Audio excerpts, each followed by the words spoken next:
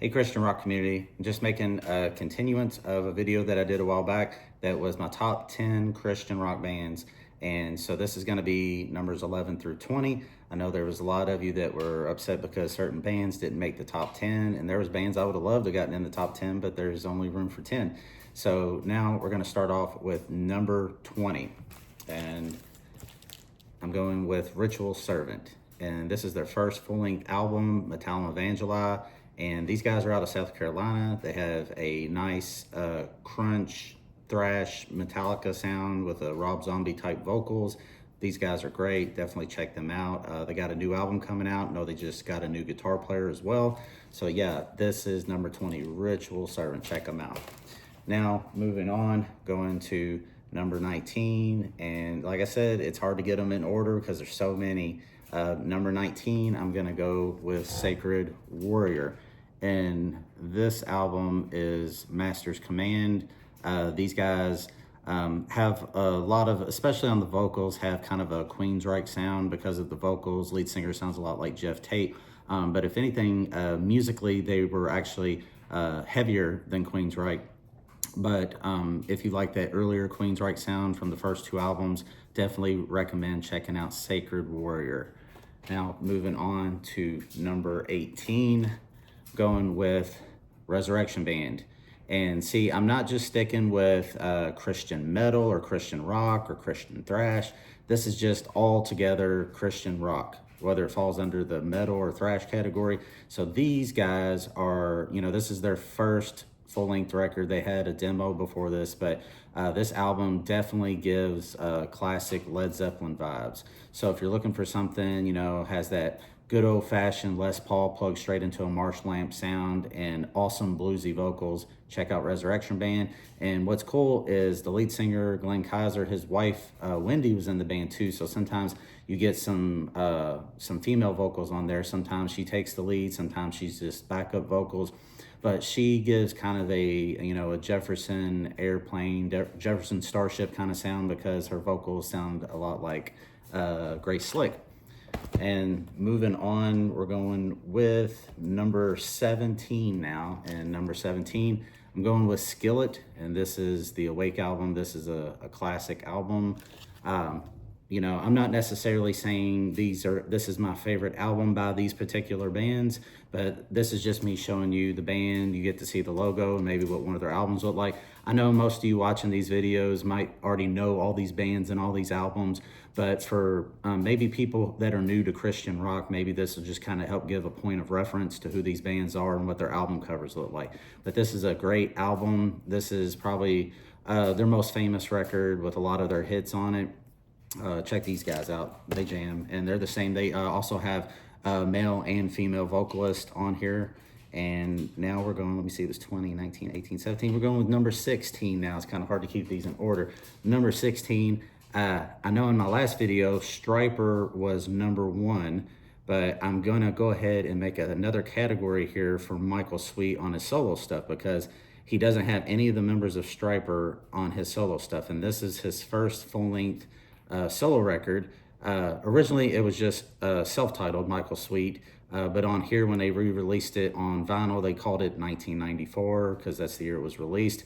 But yeah, this definitely captures that sound from 1994. I know grunge and alternative had really taken over at that point, but as far as the bands that were a little bit more in the hair band era, this would capture the sound that they were probably still putting out around 1994.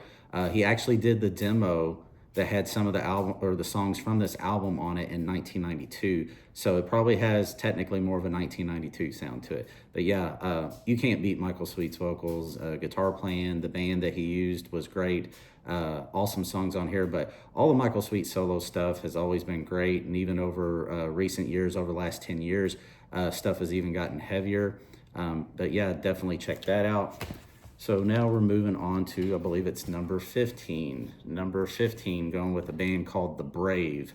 And This is the Battle Cries album. This is their first album. They only did at the time around this era in the 90s. This was 92.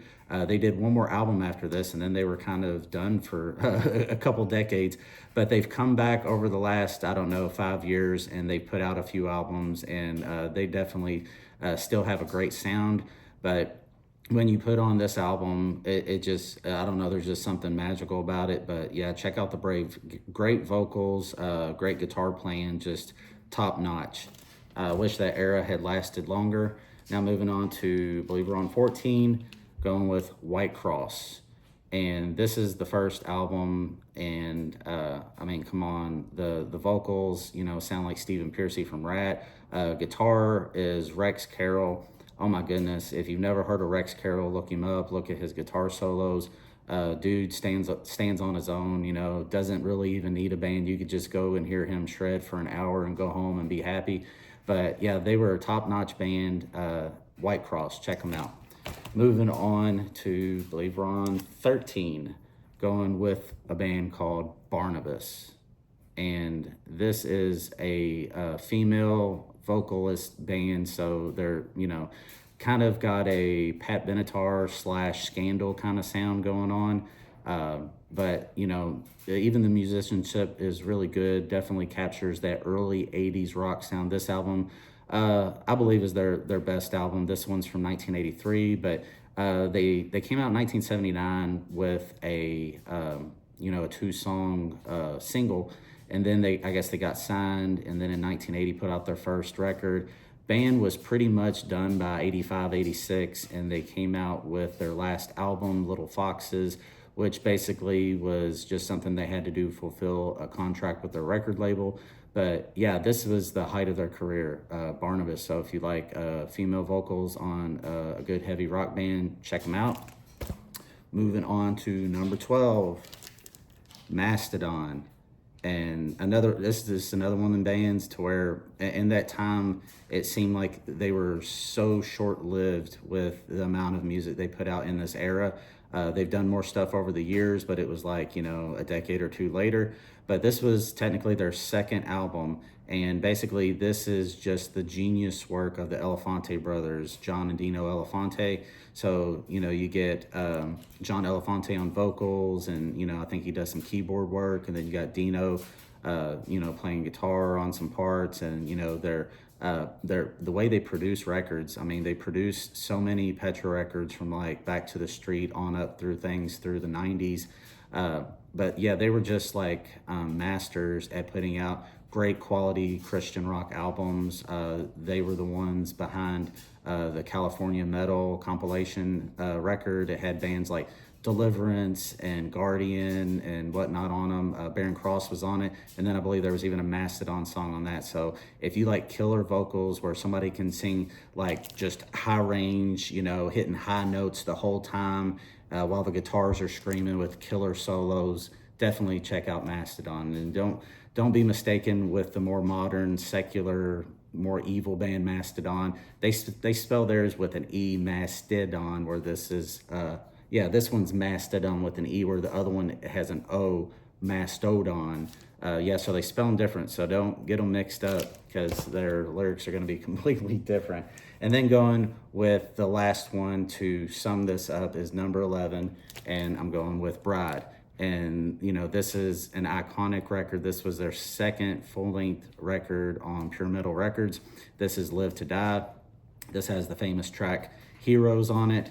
But just to name the other tracks on here, you have Metal Might, Hell No, In the Dark, Out for Blood, Live to Die, Fire and Brimstone, Whiskey Seed, Here Comes the Bride, and Heroes.